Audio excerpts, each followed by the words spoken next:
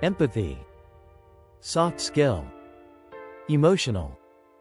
Too gentle for leadership, right? Wrong. If you've ever thought empathy made you look weak, or slow, or indecisive, let me challenge that. Because the most respected, influential, and trusted leaders I've worked with were the most empathetic. Welcome back to the Lead Lab. Today, I want to talk about a leadership trait that doesn't always show up in job descriptions, but absolutely shows up in impact: empathy. Now I get it. In a fast-moving world, especially in business, empathy sounds soft. It sounds like something we'll get to after the deadlines, after the fires, after the metrics. But here's the truth. Empathy isn't about being soft. It's about being present. It's the ability to step into someone else's shoes, and actually feel what it's like to walk in them. Let me tell you what empathy is not. It's not about fixing everyone's problems. It's not about agreeing with everyone. It's not about coddling or sugarcoating. Empathy is about understanding. It's about pausing before reacting. It's asking, what's going on beneath the surface? Especially when someone's struggling, underperforming, or acting out of character.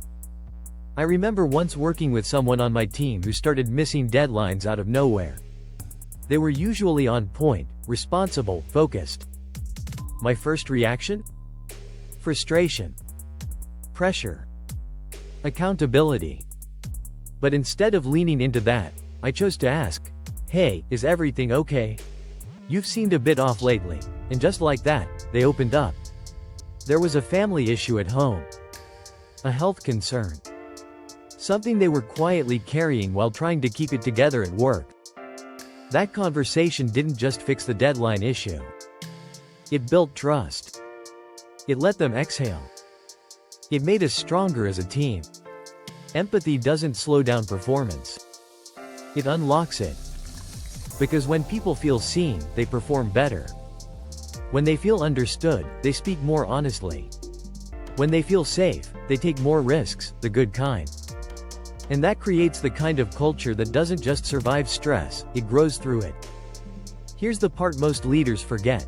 Empathy doesn't mean lowering standards. It means holding both standards and humanity at the same time. You can say, "I see you. And I still expect you to rise." That's not weakness. That's leadership with depth. And if you're a leader right now, even if you're not managing people yet, here's what leading with empathy can look like in everyday moments. Asking, "How are you?" and meaning it. Checking in when someone's unusually quiet. Giving grace when you know someone's carrying something hard. Holding back judgment and getting curious first. Saying, "That sounds tough. Thanks for sharing." Listening without rushing to respond. These aren't grand gestures. But they shape how people feel around you. And how they feel determines how they perform. So, let's stop treating empathy like a soft skill. It's a core leadership skill. The kind that can turn a group of individuals into a real team. The kind that people remember long after your project is done. The kind that makes people want to follow you, not because they have to, but because they choose to. Thanks for spending time here on the Lead Lab. If you're trying to lead with more empathy, especially in a high-pressure environment, know this: you're not falling behind. You're actually leading ahead. Subscribe if you haven't already, and share this with someone who leads with heart. I'll see you in the next one.